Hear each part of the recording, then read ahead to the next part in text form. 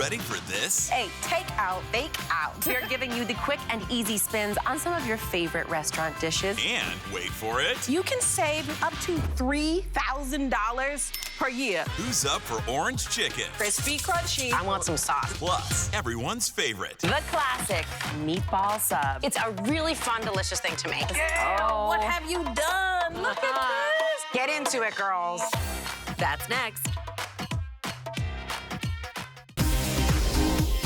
Let's dish.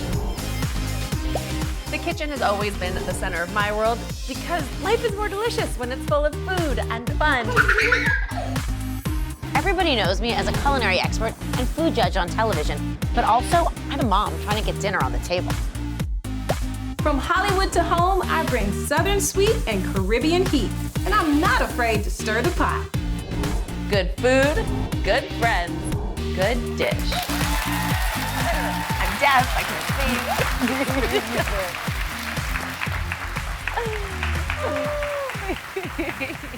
sing.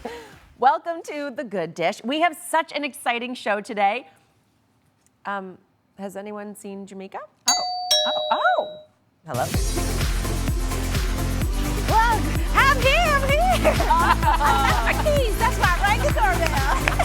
And I got takeout. Oh my God. Takeout. I wouldn't just be late without good reason. Come on now. All right. You read our minds. Of course, read your minds and your stomachs, because today we are actually pulling a takeout, bake out.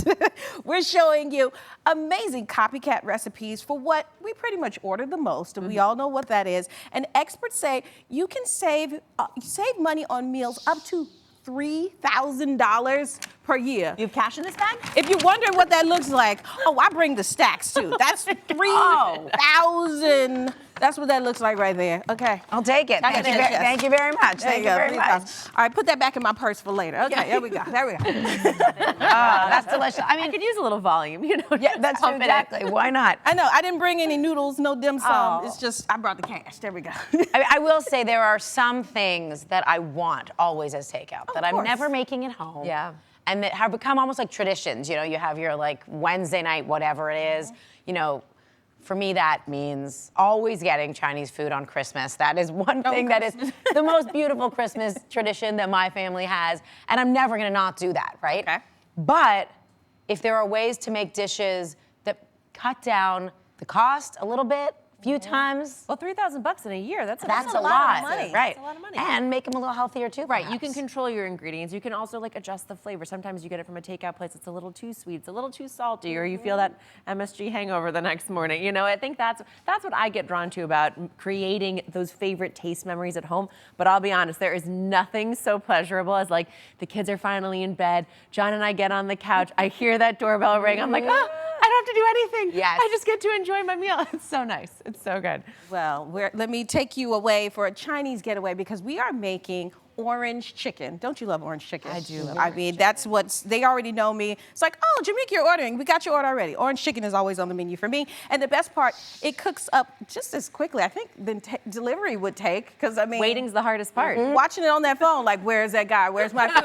This will be done in half the time. And it's healthier, too. And like you said, we can control the ingredients. So that's the best part, I think, right?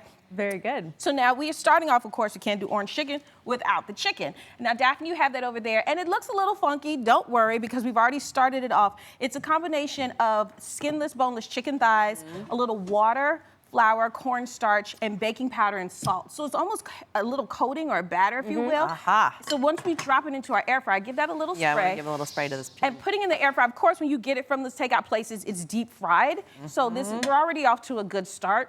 And by letting that batter kind of sit on it for about 20, 30 minutes, it's already seeping into the chicken. So we're gonna get that crispy, crunchy, like you know what we love about orange chicken. It's the sauce and the crunch with the chicken. And I'm gonna work in Needs to batch. be crispy. It has to be crispy and have nooks and crannies to soak up that sauce. I'm just gonna I'm gonna work in 2 batches here so we get plenty of nice texture on the chicken. Yeah, if you're itself. air fryer, you can't fit it all in. Spread about half of it on the bottom, make sure it's evenly out. And cook it for about 10 minutes, flip it halfway through. Definitely don't wanna overcrowd about it because that is a no-no. You're not going to get those crispy, crunchy, crispy edges that we talked about. Can we just apologize also, guys? There is no way to make raw chicken look good. There just isn't. It's an unattractive look, but it's the reality, and we're gonna make something delicious out of it. So we're showing you all that steps. step right there. I always say, kick the family out of the kitchen because if your kids see it, they're gonna be like, ew, I don't want that. So don't let them see that part. Pop it in the air fryer. It's Beauties only. Delicious once it comes out. Okay. So now we got the chicken going, and Gail, would you show us what the finished product is gonna look like? Oh, much Wow. better. Magic It of really air looks fryer. like deep fried chicken. Give it a little shake. Can you hear? Crispy. Crispy, crunchy. That's crispy. Do you need a taste tester? Ma'am, we got wait for the finished product. We can't taste it just yet. You're so hungry. Always. All right, so heat a little oil in the skillet and add garlic, some ginger, orange juice, soy sauce, sugar, vinegar, sesame oil, and chili flakes. And then we gotta thicken it up a little bit. I have here cornstarch and cold water. And we're gonna create just a little slurry here. This is what's gonna help thicken it. I use cold water on purpose. This is Culinary School 101. You can't do hot water. If you do hot water into a hot liquid, you're gonna get lumps. So if that's what you're wondering why your sauce, why is it always lumpy? Because you're using the wrong temperature water. I just told you. Don't do that anymore, okay? Cracking down There we on go. the lumps. Hey, I don't preach, I teach, Gail, okay? like That's it. what we I'm do. all for it. So yeah, we'll put this in, and this is going to help thicken instantly, right on the heat. And then as this thickens, you will then toss your chicken Can I put it in? into your sauce. Already starting to go. There we go. Ready? Go for it. Go, go, go. And this is just a quick toss with it. Make sure that everything gets coated in there, and it's gonna be orangey, delicious. We love it. All right, you ladies start going in there and tasting. I'm gonna keep, Gosh, look how thick the good. sauce already comes together. Look at that, already thickened. You do want to let that sauce just simmer for a second, let that cornstarch cook itself. Oh down a yes, little once, bit. Yep. and you'll know, it'll already start to thicken and bubble, and then you just coat it right on, and it sticks, look at that, perfectly on the chicken. Gorgeous. Come on, tell me what you think. Tastes just as good. I have to say, it's bright and citrusy, and then you got the crunch. I mean, this is what I need. I want some sauce. Do a little though, yeah. sauce, yeah, exactly. I would not know if it wasn't Sauce takeout. me. Sauce, you girls. Beautiful. Eat a little Thank you. sauce. It is delicious. It's that sauce, I think, that makes orange chicken for me. And every place does it a little bit differently. I think this sauce is the winner for me because it has the salty, the sweet, the tangy, everything that I need, and then some. So good, and not too sweet. I love that it doesn't taste like dessert. Sometimes orange chicken gets so sweet. They it's put a too little much crazy. sugar in there. This was This is- delicious. All right, so since we're talking about faking it out today, you guys have seen some of the craziest food fake-outs online. I can't get. Sometimes I'm like, is that real? Is that fake? What's the craziest food fake-out you've ever seen? Well, one thing that I think is extraordinary, and it's well known, I mean, it's fake, but it's very much accepted and understood, is a few years ago I traveled to Japan, and in Tokyo there is a district, right in the restaurant district, where chefs and restaurants go to get all of their equipment and accessories, everything they need for the restaurant. There's also an area of the district devoted to plastic food of every kind, every possible combination, every creation, because they display it out in front of their restaurants so you can see kind of a taste of the menu. And when I was there, I was so blown away. You have to see these pictures. This is a stack of a burger with every possible topping. It was probably 3 feet tall, all plastic fake food. Wow. My favorite was an egg and cheese, That's a fake food? bacon, lettuce, Oh my cheese, gosh. egg sandwich. Stop. It was fake. Okay. And it was A bite amazing. of that. Totally. That looks so real. Okay, yeah. It's my favorite thing. I wanted to buy it all for no purpose, to display in my kitchen. I don't know. That begs the question of like, do the chefs like go and base their menu based on what plastic thing like they're like, oh well, there's a great looking bacon, egg, and cheese plastic Yeah, I'll sandwich. put it on my and, menu. like, I put it on think the they menu. custom, but also there's, a lot of certain staples that you're always gonna find in certain restaurants. I mean, Shrimp tempura, and the like the most yes, beautiful plastic shrimp tempura. Oh my gosh, I love that's so wild, so cool. And no calories with it. So yeah, That's there we go. right. Keep it in my purse. Up next, it's the at-home answer to what your favorite sub shop loves to make and you love to eat. Find out what it is next.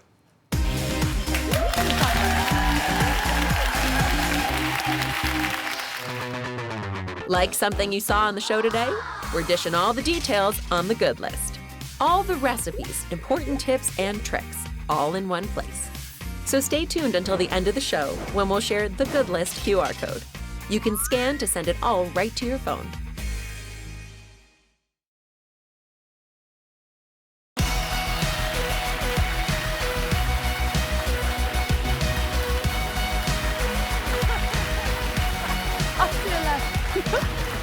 Welcome back to The Good Dish, where we've been cooking up takeout, fake-out meals. We are giving you the quick and easy spins on some of your favorite restaurant dishes, like this one here, the classic meatball sub. Okay, let me get in on this. There is nothing quite like that warm, crusty bread, the generous helping of perfectly flavored meatballs, the tangy marinara, the melting ooey gooey mozzarella cheese. All right, Gail, how do we bring this lovely experience home? I mean, the answer is easily. It's actually a really fun, delicious thing to make, and I'm gonna show exactly how to do it. That doesn't mean that on the go, you're not gonna want one from your favorite pizza joint or sub joint or whatever you happen to call it or get it, but this is how to do a great version at home, and it's a pull-apart slider version that everyone in your family is gonna love. Fun. I like So I'm starting by making simple meatballs. I have a mix here of pork and beef, and to it I've added an egg, garlic, some cooked and cooled onion, parsley, some Parmesan cheese, and I'm gonna give that a little bit of a mix. And now what I've done here is made what's called a panade. I've taken some bread. Old stale bread is a great thing to use here, so save it, rip it apart, pour a little bit of milk over it, and you can see that the bread just absorbs all that milk. And I'm going to add it to my meatballs, which helps not only to retain the moisture, but helps bind the whole thing together. Once it's all mixed up and evenly incorporated, I'm gonna start making my meatballs. And I'm just gonna braise them in sauce. So bring your favorite tomato sauce to a boil, whatever you're using, simple, made at home or from a jar, keeping it easy. And I'm gonna add my meatballs right in. All right, I'm gonna form my meatballs and they're gonna go right into the simmering tomato sauce. I'm gonna do a few like that. I'm using an ice cream scoop just also to make sure that the size is even. Yes. That way they all cook evenly. Very and at the same time. One thing that's worth talking about as you form these meatballs is people, you know, it makes sense. People are like, oh, I want an all meat meatball.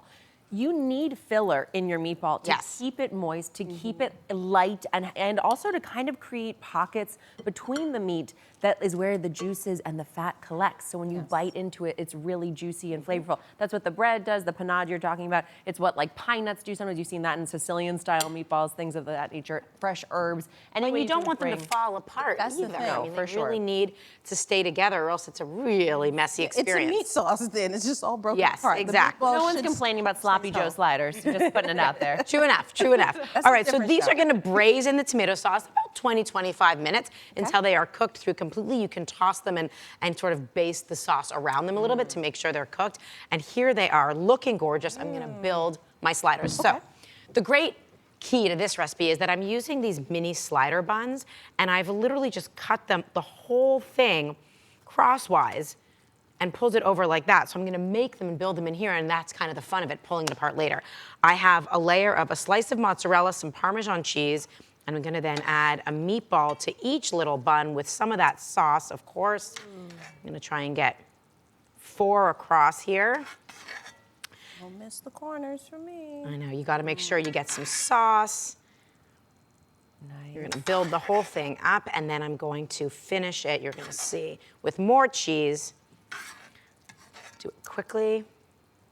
And I like the idea that you can make this pretty much after school snack. This can be for a gathering.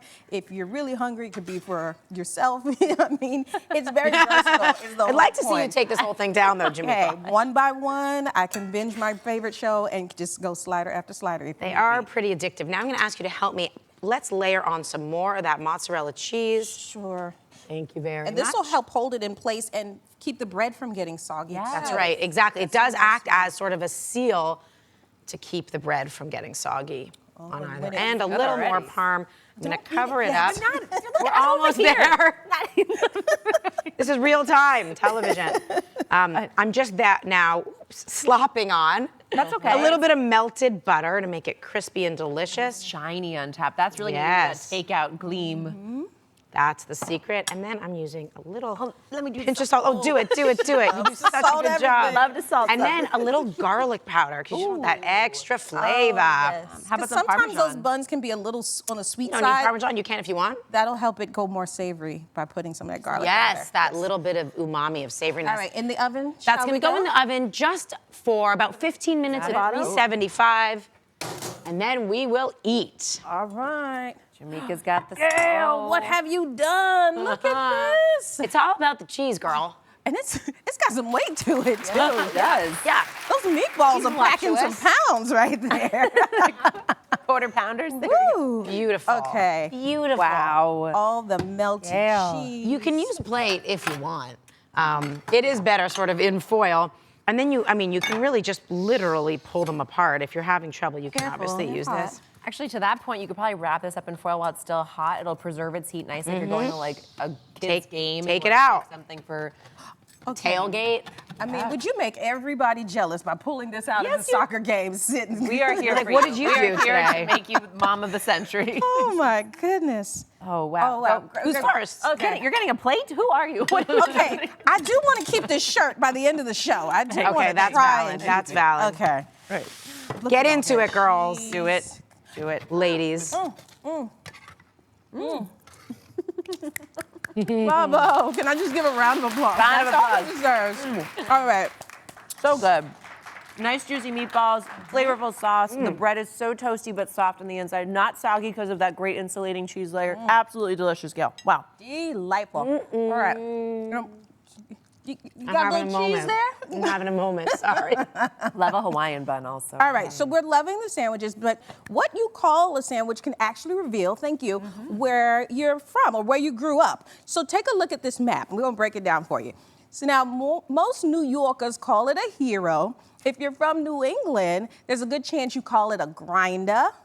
If you're from Philly, Hoagie. Yes, you call that joint a hoagie. And if it's a po' boy if you're in Louisiana. And so yes, I do all kinds of accents. I'll be here all night. And there are so many other terms. You may have heard a wedge, a blimpie, a torpedo, even a zeppelin. I mean, there's so many names. What do you all call it? I grew up on hoagie. Hoagie? It's always a hoagie on Sundays. Yeah. I mean, I grew up with sub. It was just a solid sub. Okay, and I grew up, what you call this? You call it dinner. That's what I call it. All right, so up next, you won't believe these snack combos TikTok is going crazy for, like Kool-Aid pickles. Yes, you heard me correctly. And guess what? We're trying them when we get back. You didn't know that. Yes, we're trying them.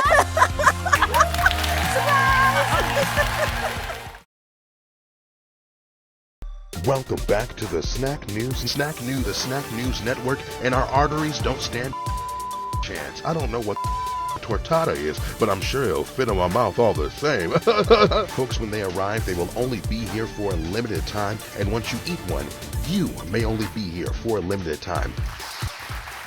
That was Stefan Johnson with the Snack News Network. Over 6 million people follow his snack reports on TikTok. And today he is here with the latest snack food combinations taking the social media by storm.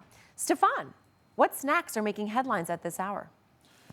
Daphne, I thank you for that. We are leading off our snack report with a story that's kind of a big deal, if you will. Yes, a bigger deal than the legend himself, Mr. Pickles Cage. Oh, God, no.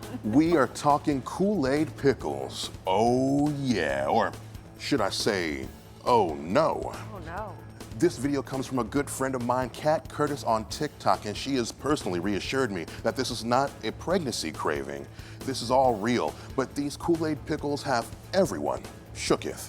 First off, you take pickle juice, you add a half a cup of sugar, and you got the Kool-Aid, of course. You mix it all together and let it marinate for 5 days, an entire work week.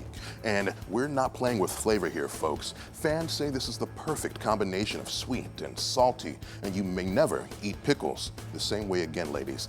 But I throw it back to you, ladies. Let's see if these tickle your pickle. Thanks, Stefan. I can't believe you're making us do this by ourselves. This is ridiculous.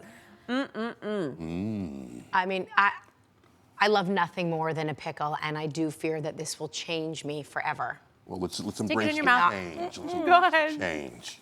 Okay, our face says it all. Oh, this is rather interesting. Okay.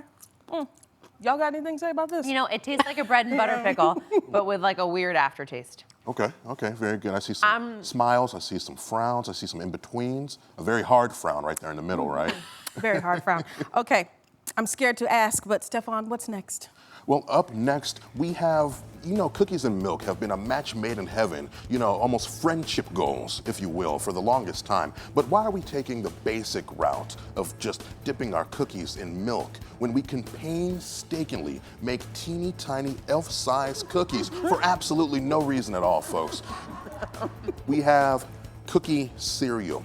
Now, first off, you start by cutting up your favorite cookie dough into small little bitty pieces. You roll them up and bake them until they're very crispy and crunchy. And you throw it all into a bowl of cereal, and you know what, I think we already have that on shelves, but that's neither here nor there. So I'll let you guys try that and let me know how you like this. This may be a little better for your palates. I'm gonna take it one level further of bizarre, unnecessary steps. They're adorable, though. Okay. They're cute, right? Cute. Can't argue with their adorability. Exactly. They're adorable. Nothing more I would love to do than spend 30 minutes rolling little cookie bowl dough, and then It keeps your takes kids- about 5 minutes to eat the bowl. But thank you exactly. for that They're time. made with love. They're made with love. They're I'm genuine. into that.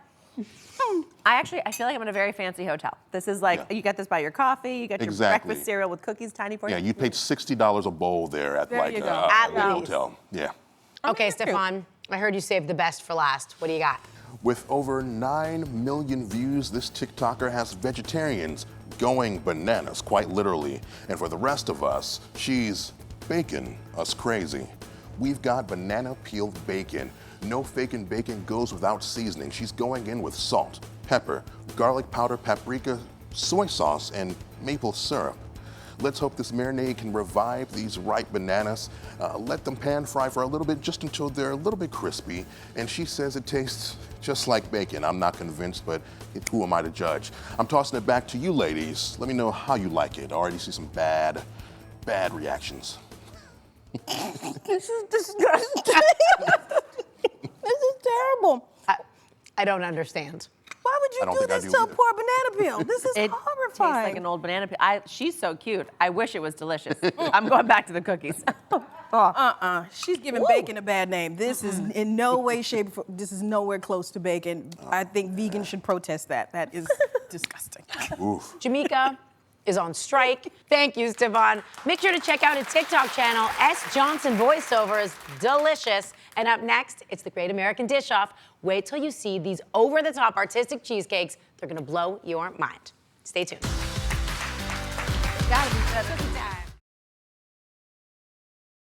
Welcome to the Great American Dish Off, where we search for the best recipes in the country. Whose dish will win the Great American Dish Off?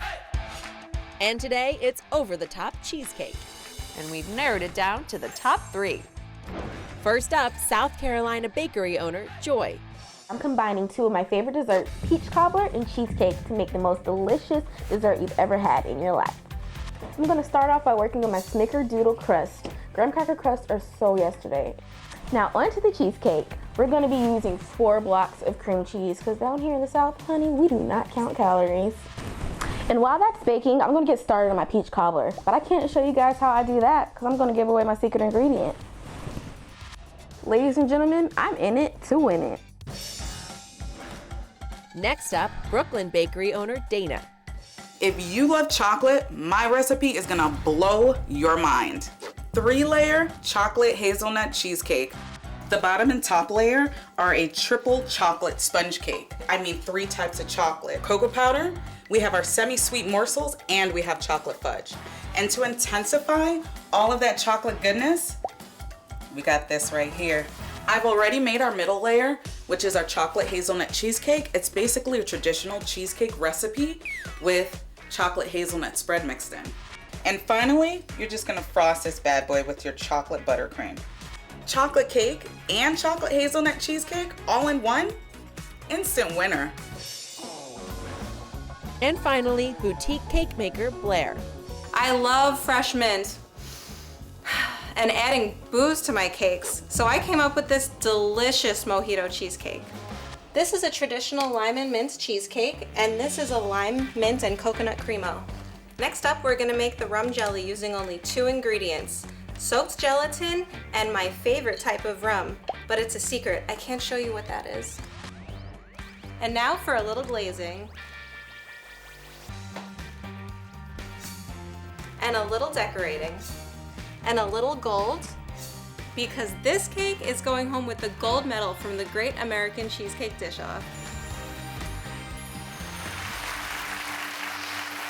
They're here to contend for the coveted golden cheesecake. It's the Great American Dish-Off. Whose creamy cheesecake will rise to the top? Will it be Blair with her mojito cheesecake? Joy's Southern-style peach cobbler cheesecake? Or Dana with her chocolate hazelnut cheesecake? Daphne and Gail will be our judges. Blair, tell us what makes your cheesecake stand out above the rest. Well, this is not your average cheesecake. It actually has 4 different layers. So it has your lime cream cheese mousse, rum jelly, it has a lime coconut and fresh minced cremo, and then it has a traditional style lime and mince cheesecake on the bottom. Oh, wow. And what's that secret ingredient that you talked about? Will you tell us?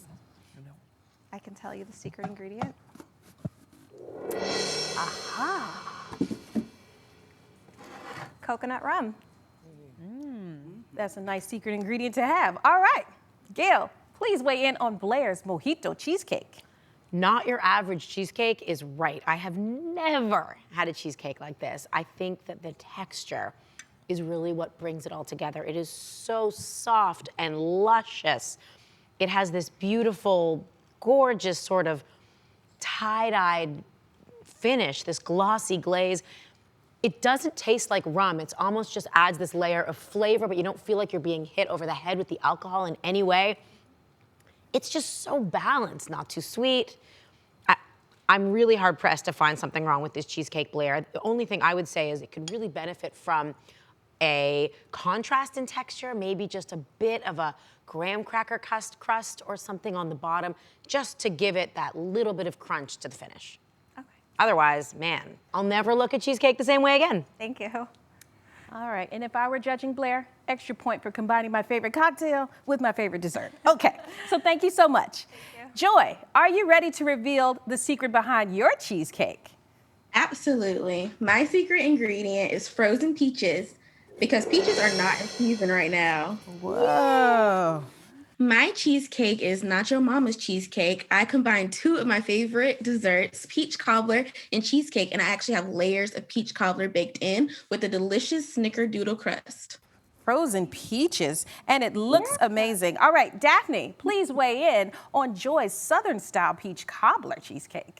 Joy, I am so glad you reached into that freezer and pulled out those peaches because I'm with you. I miss them. I wait for peach season all year long.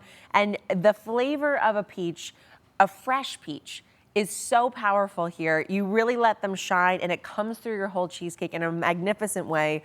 I love the hit of cinnamon that I'm getting throughout this mountainous serving of cheesecake. It is really substantial. You are showing your love here.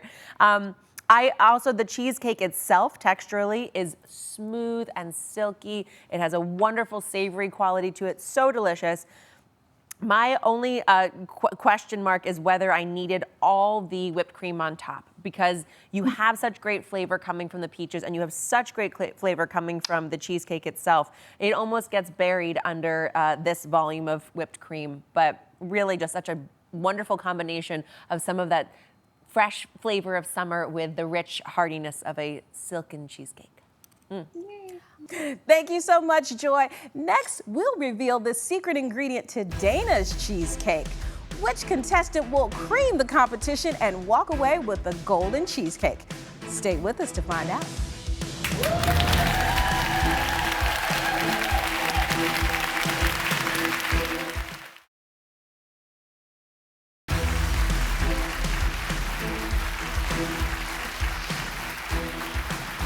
We're back with the Great American Dish-Off Cheesecake Edition. Now, Blair made a mojito cheesecake and Joy made a Southern-style peach cobbler cheesecake. Now, let's find out if the third cheesecake can stand up to these two, because I've got my fork waiting.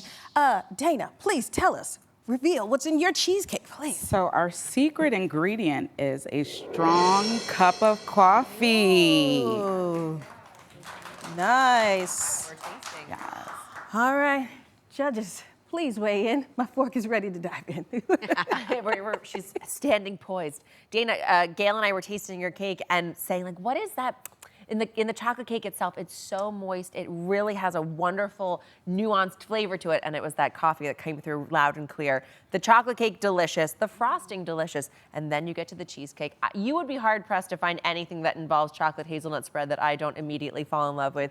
Cheesecake is not an exception to that rule. It really is so flavorful and such a cool way to innovate on that sort of traditional cheesecake flavor. My only issue becomes that flavor really does take over. The chocolate takes over and the chocolate hazelnut takes over. And combined with the sweetness of the frosting, I do kind of lose the cheesecake element of this bite.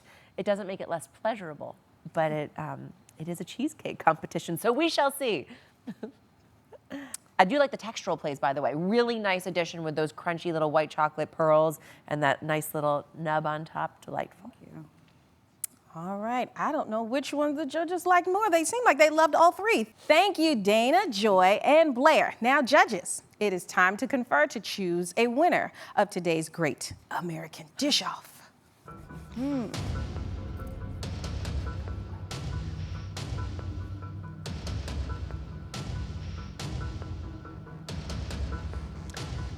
We have reached a decision. The winner of the golden cheesecake is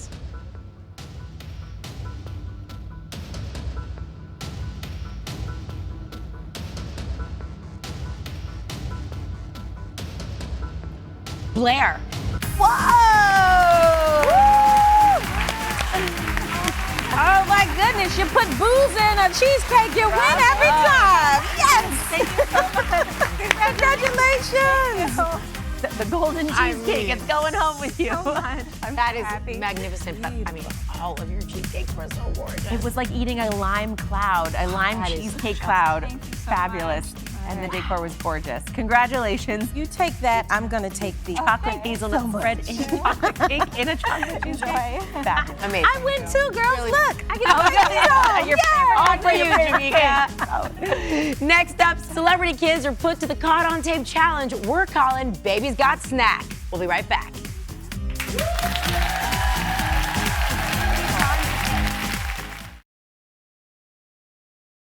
You can have some bitsies, but you gotta wait, okay? Okay, you gotta wait till I get back, all right? Okay. Okay. I'll be right back. Cobb, don't eat any bitsies. Cobb, are you waiting? Did you eat the bitsies? No. You ate the bitsies? I thought we were gonna wait.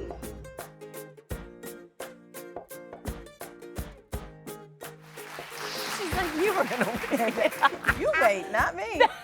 That was the most perfect execution of this challenge ever. Oh my gosh. That was Gabrielle Union challenging her daughter to the viral toddler snack challenge.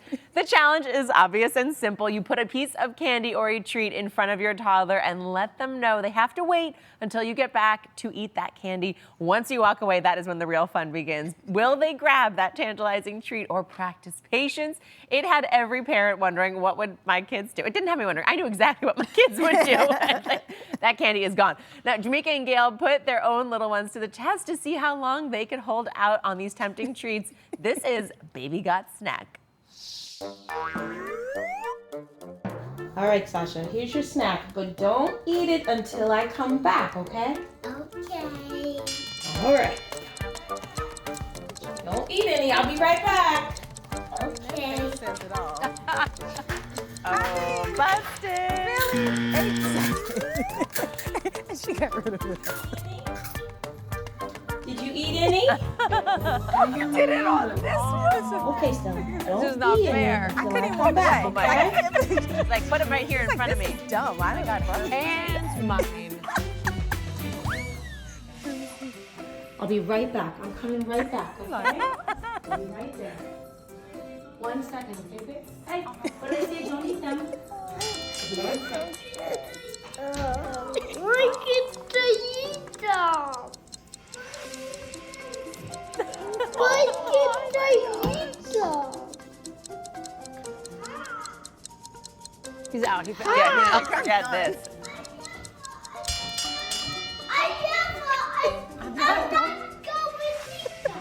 to eat them? Oh, you want that? Okay, you're good. He was like, I'm done. That was hilarious. I mean, I held out. I actually can't believe that he didn't eat them. That was a shock. I mean, mine didn't make it 8 seconds, and the baby was like, challenge, this is dumb. I'm eating this right now. She was having none of it. But whenever you get caught, amnesia is the way to go. I don't remember. Yeah, that's what you do. All right, so as fun as this challenge with our little ones to wait for their favorite treats, I have to know, ladies, do you have good impulse control when it comes to your favorite snacks? None. None whatsoever? Zero. Do you want the honest answer? Of course we want the honest answer. So the honest answer is that I think my nature is to have no impulse control. It's just to be like, this is all my favorite stuff, let's chow. And I have worked really hard to develop some like awareness of this is fun and this is indulgent, and then the point at which it crosses over to just mindlessly, because you can go back to the bag so easily. Not to take us down, because you know I will go in on all of this, but that's how I try to stick to my like portion that I put out. Otherwise, I could take down the whole bag of potato chips, no problem. I'm the same. I think that, you know, they say the first 2 bites are the best, and then it's really not as enjoyable. So if I can just try my hardest to train my mind that all you need is the first 2 bites. Anyway, But it's in front of you. You have to do it. When it's in front of you, it's hard. Yes. Yeah, that is It's the a same platter of goodness right there. I mean, I'm surprised we haven't done, we're being polite for the viewers at home because we would be snacking at any given moment right now. I wouldn't survive that challenge if my life depended on it. Hell, while we talking about it, go for it. Well, you didn't have the cheesecake challenge. We just got stuffed with cheesecake. That's true. Although it's like, sometimes it's like a bottomless pit in there. I can eat all of it. I don't remember. Yeah, exactly. Why can't I eat this? When we come back, we've got the good list. Get the recipes and tips from today's show sent right to your phone. That's next.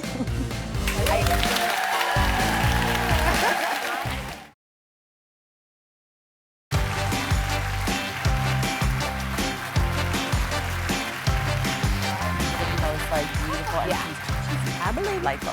All right, today we made fake out takeout meals that were faster than delivery and so delicious. Here is my question for you. When is it okay to fake it?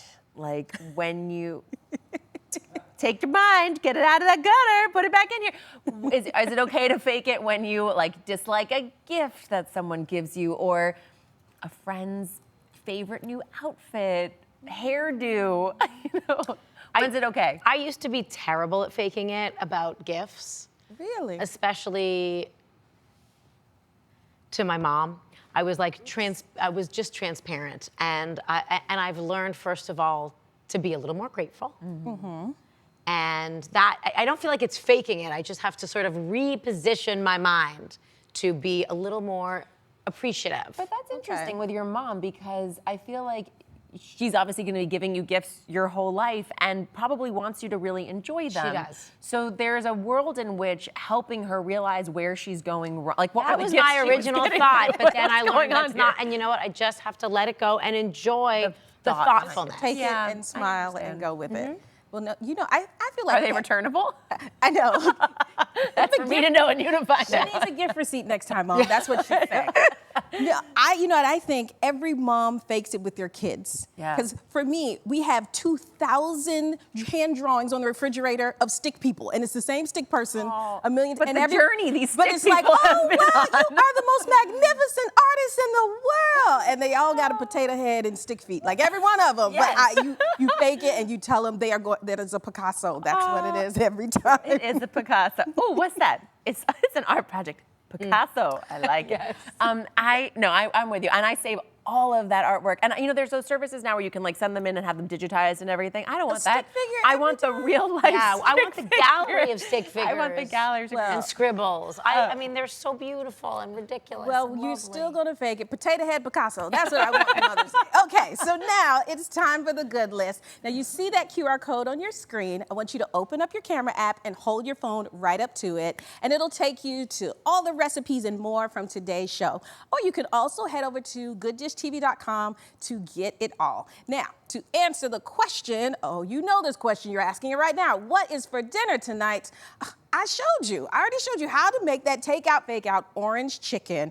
I mean, delicious is the way to go with that. And it's cheaper than ordering takeout. And there's no one eating out of your takeout bag if you make it at home for yourself. You know they do that all the time. All right. And it's in the air fryer, so it's a whole lot healthier. And it was so good. It was excellent. That was really yummy. It's Really good bites today. I know. I was gonna Cheesecake. say, when in doubt for dinner, more cheesecake, if you ask me. We'll see you next time for more good food and more good dish. Look how beautiful.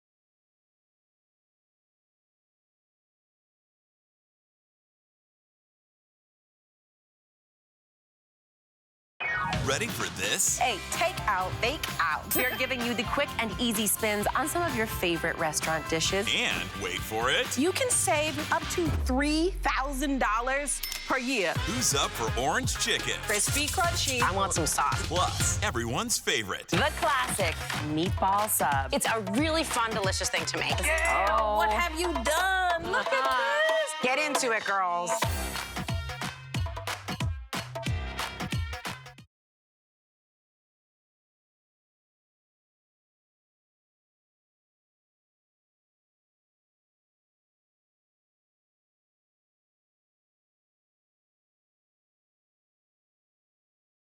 Ready for a takeout, fake out? Quick and easy spins on some of your favorite restaurant dishes. Like orange chicken. Crispy, crunchy. I want some sauce. And everyone's favorite. The classic meatball sub. Yeah, what have you done? Look at this. Get into it, girls.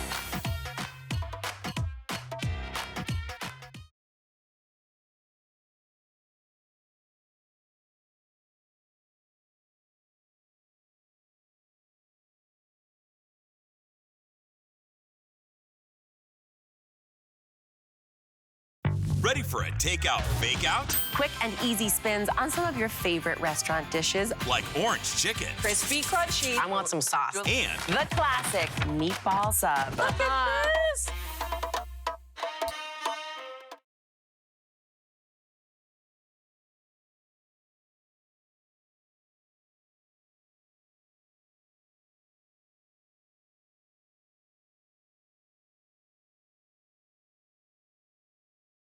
easy spins on your favorite takeout meals. Like orange chicken. Crispy, crunchy. And meatball subs. Look at this.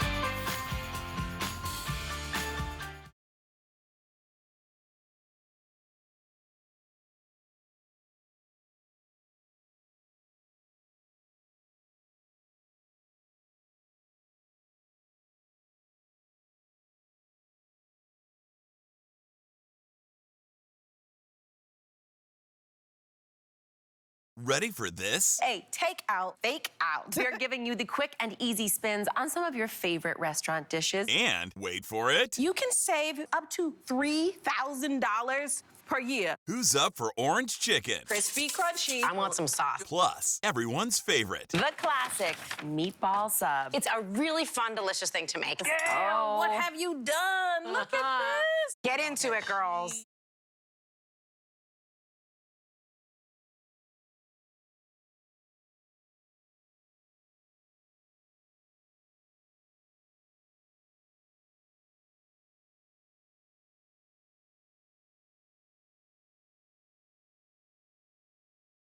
Ready for a takeout, fake out? Quick and easy spins on some of your favorite restaurant dishes. Like orange chicken. Crispy, crunchy. I want some sauce. And everyone's favorite. The classic meatball sub. Yeah, what have you done? Look at this. Get into it, girls.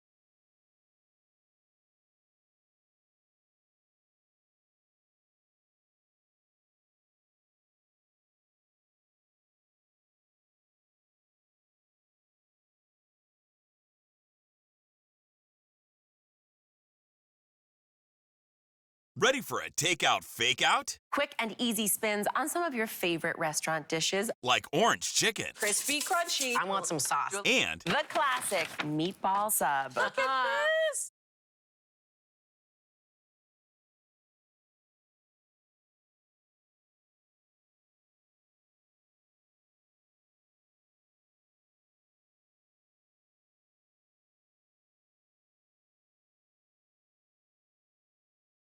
easy spins on your favorite takeout meals. Like orange chicken. Crispy, crunchy. And meatball subs. Look at this.